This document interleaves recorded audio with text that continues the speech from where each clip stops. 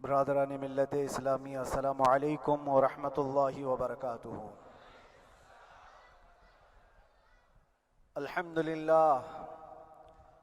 للہ الحنان المنان الذي خلق الانسان وعلمه البيان، والصلاة والسلام على رسوله سید الانس والجان وعلى آلہ واصحابہ ذوی الخیر والاحسان، اما بعد فأعوذ بالله من الشيطان الرجيم، بسم الله الرحمن الرحيم، وقل جاء الحق وزهق الباطل إن الباطل كان زهوقا، صدق الله مولانا العظیم۔ بارگاہ رسالت معاب صلی اللہ علیہ وسلم میں درود پاک کا ہدیہ پیش کریں۔ اللہم صلی علی سیدنا و مولانا محمد معدن الجود والکرم وآلہ واصحابہ الکرام وابنہ الکریم وبارک وسلم صلاة دائمة سرمدا ابدا۔ عزیزان گرامی وقار، میں یہ چاہتا ہوں جہاں پر آ کر ہم رکے تھے وہیں سے ہم پھر آگے بڑھتے ہیں۔ ہم رکے تھے کہاں آ کر؟ کچھ دیر کی خاموشی ہے، اس کے بعد ہم آگے بڑھتے ہیں، اس لیے کہ مجھے کوئی شعر اب یاد کرانے کی ضرورت نہیں اور نہ ہی کسی کے سامنے کچھ بولنے کی ضرورت ہے۔ حالات تو ایسے تھے کہ جو نان مسلم تھے وہ بھی ہمیں جیل میں دیکھ کر یہی کہتے تھے کہ آپ ہی نے کہا یہ فلاں بات۔ ہم نے کہا اللہ تبارک و تعالیٰ نے تم کو بھی یاد کرا دیا۔ میرے عزیزو، ستیزہ کار رہا ہے ازل سے تا امروز، شرار ابو لہبی سے چراغ مصطفیٰ بھی۔ یہ آج کل کے معاملات نہیں، ابتدا سے حق اور باطل کے معرکے ہوتے رہے۔ لیکن ایک بات میں آپ سب کو بتانا چاہتا ہوں، مظفر کو مقید نہ سمجھ اے سیاد۔ سیدنا مظفر حسین کچھوچوی رحمت اللہ تعالیٰ علیہ جیل گئے تھے، قید میں تھے، تب انہوں نے یہ شعر کہا تھا کہ مظفر کو مقید نہ سمجھ اے سیاد، میری یہ اسیری بھی سنت آبائی ہے۔ میرے آبا و اجداد کی سنت ہے جس پر میں عمل کر کے آ رہا ہوں، میرے بزرگوں کی یہ سنت تھی۔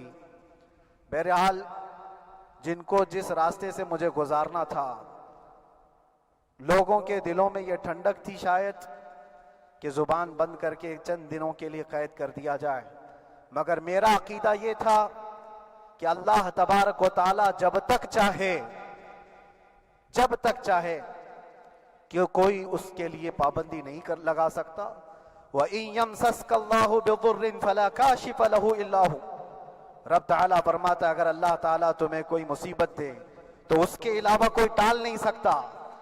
وَإِن يَمْسَسْكَ اللَّهُ بِخَيْرٍ فَلَا رَادَّ لِفَضْلِهِ، اور اللہ کسی کو بھلائی دے دے تو پھر اس کو روک بھی کوئی نہیں سکتا۔ مولا تبارک و تعالیٰ اگر کسی کو کوئی مقام عطا کر دے تو ہزاروں کیڑوں کے پھڑپڑانے سے وہ مقام ختم بھی نہیں ہو سکتا۔ اللہ تبارک و تعالیٰ جس کو بڑھانا چاہے اس کے لیے کوئی راستہ رکاوٹ نہیں بن سکتا۔ اس لیے کہ ہم نے تاریخ میں دیکھا ہے پیبند لگے کپڑے پہننے والے، پیروں میں چپل نہیں تھے، جن کے ناخن تک اکھڑ جاتے تھے، لیکن وہ جب چلتے تھے قیصر و کسریٰ بھی کانپتے تھے۔ جن کا ہی یہ نعرہ تھا ٹل نہ سکتے تھے جنگ میں اگر اڑ جاتے تھے، پاؤں شیروں کے بھی میدان سے اکھڑ جاتے تھے، حق سے سرکش ہوا کوئی تو بگڑ جاتے تھے، ارے تیغ کیا چیز ہے ہم توپ سے بھی لڑ جاتے تھے۔ یہ وہ صحابہ کرام اور اسلاف کرام، ان کا یہ معمول تھا۔ بظاہر ان کے پاس کوئی اسباب نہیں تھے لیکن اللہ کی مدد تھی۔ وہ پانی کی طرح بہتے ہوئے چلے گئے، نہ چٹانوں نے ان کا راستہ روکا، نہ دریاؤں نے ان کا راستہ روکا۔ وہ جس طرف سے جاتے تھے اللہ تعالیٰ ان کے لیے راستے بناتا تھا۔ عزیزان گرامی وقار، کون ہے وہ جو دریائے دجلہ میں اپنے گھوڑے دوڑائے تھے؟ کون ہے وہ جو دریا میں اپنی کشتیاں ڈال کر جلا دیا تھا کہ واپس جانے کا کوئی تصور نہ ہو؟ یہ سب میرے مصطفیٰ کریم کے دیوانوں کی ہی بات تھی۔ اسی لیے آج بھی دنیا گھبراتی ہے تو شانے لوگوں سے نہیں، دیوانوں سے ہی گھبراتی ہے۔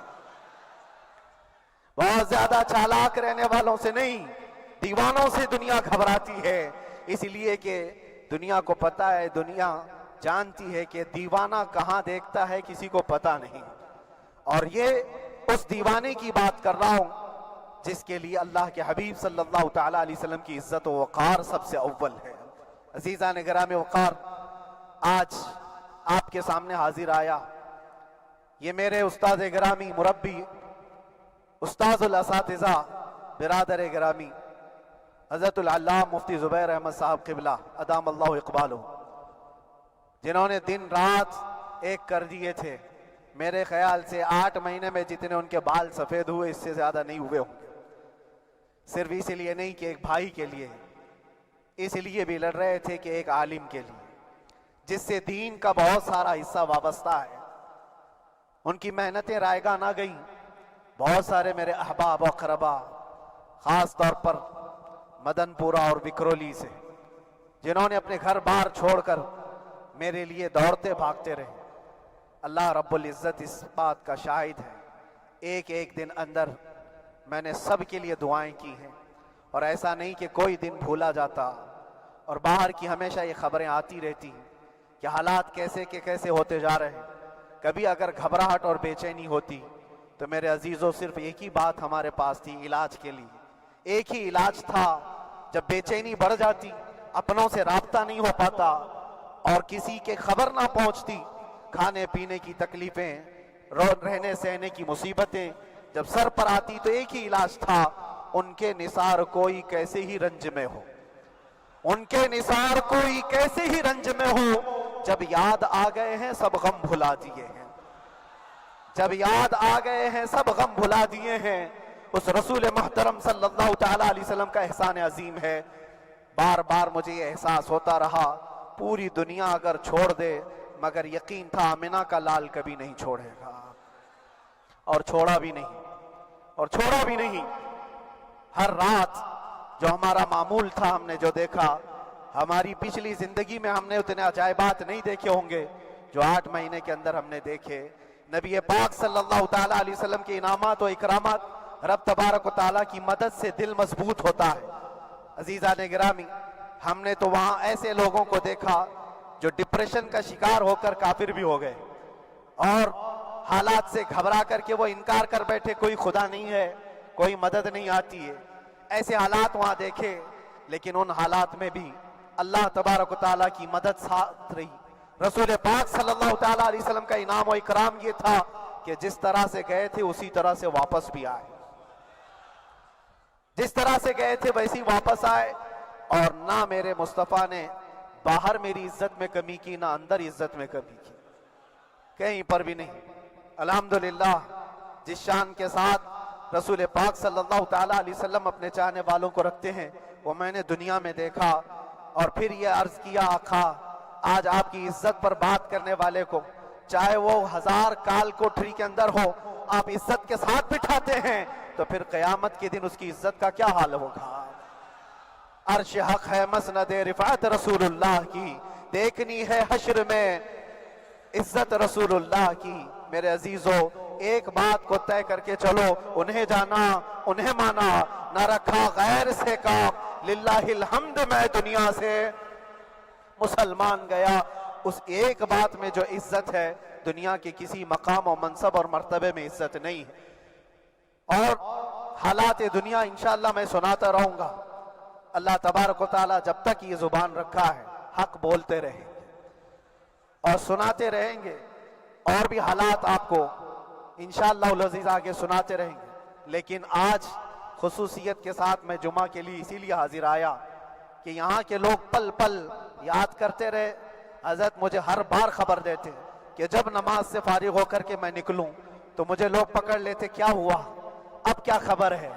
تو جس قدر آپ کی بے چینی تھی، بے قراری تھی، میرے عزیزو، مجھے بھی ملنے کی بے چینی اور بے قراری تھی، لیکن یہ ایک سٹیج تھا جس سے گزارا گیا ہے، ایک مقام تھا جس سے گزارا گیا۔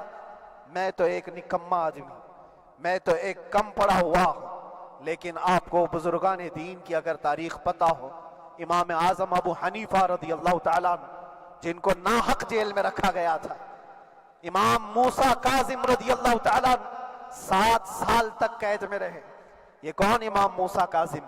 جن کے دربار میں جانے کے لیے غوث اعظم عبد القادر جیلانی رضی اللہ تعالیٰ 4 کلومیٹر دور اپنی چپل اتار دیا کرتے تھے۔ امام موسیٰ کاظم کا وہ دربار ہے جن کو باب الحوائج کہا جاتا ہے۔ اس امام کو 7 سال تک بغیر کسی قصور کے قید میں رکھا گیا، اور حد تو یہ ہے کہ اسی قید خانے میں زہر دے کر کے آپ کو مارا گیا ہے۔ آپ کا جنازہ جیل سے نکلا تھا۔ امام احمد بن حنبل جن کو 5 لاکھ حدیثیں یاد ہیں نبی پاک صلی اللہ تعالیٰ علیہ وسلم کی، بغداد کے سر بازار آپ کو ننگی پیٹھ پر کوڑے مارے گئے۔ آپ کو اندازہ ہے بزرگان دین کی ایک لمبی فہرست ہے۔ جب میں وہاں گیا تھا تو ایک بزرگ کی بڑی یاد آئی، وہ تھے حضرت مجدد الفسانی رضی اللہ تعالیٰ۔ اکبر جیسے ڈکٹیٹر کے سامنے، اس زمانے کے سب سے بڑے ڈکٹیٹر بادشاہ کے سامنے آپ نے حق بات کا اعلان کیا تھا۔ مجدد الفسانی رحمت اللہ تعالیٰ علیہ نے فرمایا تھا کہ اسلام نام سے جو دین ہوگا وہ محمد عربی کا لایا ہوا ہی دین ہوگا، کسی اور بادشاہ کا بنایا ہوا نہیں ہوگا۔ اس بات پر آپ کو قید میں ڈالا گیا تھا، 8 سال تک قید میں رکھا گیا۔ 8 سال میں بادشاہ مر بھی گیا، بیٹا بادشاہ بنا، لیکن کسی نے آ کر جہانگیر کے سامنے یہ بات رکھی کہ آپ کے باپ نے جس مولانا کو قید میں ڈالا تھا گوالیار کی جیل میں، 8 سال میں جیل کا نقشہ بدلا ہوا ہے۔ تو بادشاہ نے پوچھا ہوا کیا ہے؟ کہا کہ اس مولانا نے 8 سال میں تقریباً 700 قیدیوں کو عالم بنا دیا ہے۔ درس حدیث، درس تفسیر، قرآن کا علم، نمازیں جماعتوں سے وہاں اس طرح ادا ہوتی ہیں جیسے لگتا ہے گنبد خضرا کی چھاؤں میں ہے۔ رب تبارک و تعالیٰ کا یہ احسان عظیم تھا۔ ان 8 مہینوں میں بحمدہ تعالیٰ میں نے اپنی لائف میں کبھی اتنی امامت نہیں کی تھی جتنی وہاں امامت کیا، اس لیے کہ پابندی نہیں ہو پاتی۔ جب جب امام رہا مسجد میں چھٹیاں ہوا کرتی تھی، ادھر ادھر آنا جانا، لیکن وہاں پر کبھی کسی نماز میں چھٹی نہیں ہوئی۔ اور امامت اللہ تبارک و تعالیٰ کو جہاں لینا ہے وہاں لیتا رہے۔ اور مجھے اس بات کا تھوڑا قلق تھا، 24 سال سے میں تراویح سنا رہا تھا، 24 سال، 24 تراویح ہو چکی تھی، رمضان المبارکہ 24 گزر چکے تھے، 25واں سال تھا، ظالموں نے مجھے رمضان سے پہلے اندر کر دیا۔ بار بار یہ خواہش ہوتی تھی کہ میری تراویح چھوٹنے نہ پائے، 25ویں تراویح ہے، 25ویں محراب ہے، لیکن رب تبارک و تعالیٰ کا احسان، اندر موجود سارے مسلمانوں نے یہ مطالبہ کیا کہ ہم یہاں جماعت سے تراویح قائم کریں گے۔ اور اب تک لوگ الم تری کیف والی تراویح کبھی کبھار پڑھ لیا کرتے ہیں، لیکن سارے لوگوں نے مل کر کے یہ اتفاقاً کہا کہ ہم پورا قرآن آپ سے سننا چاہتے ہیں۔ کیسے کیسے قیدی تھے، کیسے کیسے کرائم والے تھے۔ میں نے کہا آج میں ایک دن پڑھاتا ہوں، ایک پارہ پڑھوں گا، آپ کو اگر لگے تو بتا دینا، بھاری پڑ جائے، کیونکہ لوگ سارے کرمنل ہیں اور کئی طرح کے جرائم کیے ہوئے لوگ ہیں۔ نماز دین سے کہاں زیادہ رشتہ، کہاں ہو سکتا ہے یہ گھبرا کر بھاگ جائیں۔ ایک دن پڑھاؤں گا، اگر آپ کو لگے تو بول دینا، نہیں تو کل سے الحمد للہ۔ پہلے دن تراویح پڑھا ہے، دوسرے دن سارے لوگوں نے کہا آپ نے ایک پارہ پڑھایا ہے، سحری تک بھی پڑھائیں گے تو انشاءاللہ کھڑے رہیں گے۔ یہ جو استقامت، یہ ساری چیزیں، دلوں کا جمع ہونا اور ہماری طرف دلوں کو پھیر دینا بغیر اللہ کی مدد کے نہیں ہوتا، رسول پاک صلی اللہ تعالیٰ علیہ وسلم کے کرم و احسان کے بغیر نہیں ہوتا۔ وہ تراویح بھی پڑھتے رہے، تفسیر قرآن بھی سنتے رہے اور قرآن کی تعلیم بھی لیتے رہے۔ پھر مجھے اندازہ یہ ہوا کہ رب تبارک و تعالیٰ کی منشا یہ تھی کہ ہماری تراویح کی محراب کی سلور جبلی جیل کے اندر ہو جائے۔ مجھے اس بات کا کوئی قلق نہیں رہا کہ میری کوئی چیز چھوٹ گئی ہے۔ ہاں، عید، بقرعید، محرم، یہ تمام چیزیں لوگوں کی یاد تو رہتی، رشتہ دار، احباب اقربا کی یاد، لیکن اللہ کی مرضی، میرا رب تبارک و تعالیٰ جو پسند کرے اس میں ہم راضی ہیں۔ اگر مولا یہ چاہتا ہے کہ میں تنہا پڑھوں تو اس کی رضا میں ہم راضی ہیں، اگر وہ چاہتا ہے کہ مجمع ہزاروں میں ہم نماز ادا کریں تو اس کی مرضی پر ہم قائم ہیں۔ عزیزان گرامی وقار، صبر و سکون کے ساتھ جو حالات گزرے اس میں سب سے بڑا کردار آپ سب کی دعاؤں کا ہے، سب کی دعاؤں کا۔ مشائخ، سارے پیران اعظام، تمام سلاسل کے اور ہر مسجد کے امام اپنے محراب اور منبر سے جو دعا کرتے رہے، یہ سارا ذخیرہ میرے لیے اتنا بڑا ہے جس کو میں بیان نہیں کر سکتا۔ ہر ایک کی جانب سے دعائیں، عورتوں بچوں کی طرف سے منتیں، روزے، نہ جانے کیا کیا کر لیا۔ پھر مجھے اندازہ ہوا کہ صرف اپنے آرام اور اپنے راحت کے لیے پھڑپھڑانے سے کچھ نہیں ہوگا۔ رب تبارک و تعالیٰ یہ چاہتا ہے کہ پوری امت مل کر کے اس فقیر کے لیے دعا کرے، اور اللہ تعالیٰ کو جب تک منظور تھا تمہاری دعائیں ہوتی رہی۔ بعض لوگوں کو یہ خیال بھی آیا، کچھ میرے احبا اقربا رشتہ داروں نے بھی کہا اتنی ساری دعائیں ہوئی، اتنی ساری دعائیں ہوئی، قبول کیوں نہیں ہوتی؟ ایک بات یاد رکھو، پوری دنیا مل کر کھڑے ہو کر دعا کرے، اللہ کی قدرت پر کوئی کام کرنا واجب نہیں ہے، اللہ پر کوئی چیز واجب نہیں ہے۔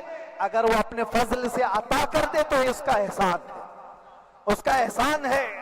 اب چاہے وہ سال بھر میں قبول کرے کہ 5 سال میں قبول کرے، ایک بات یاد آتی ہے میرے عزیزوں، ہماری قید تو 8 مہینے کی ہوگی، ان بزرگان دین کی قید 8 سال 7 سال، امام محمد بن حسن عسکری 20 سال تک قید میں رہے۔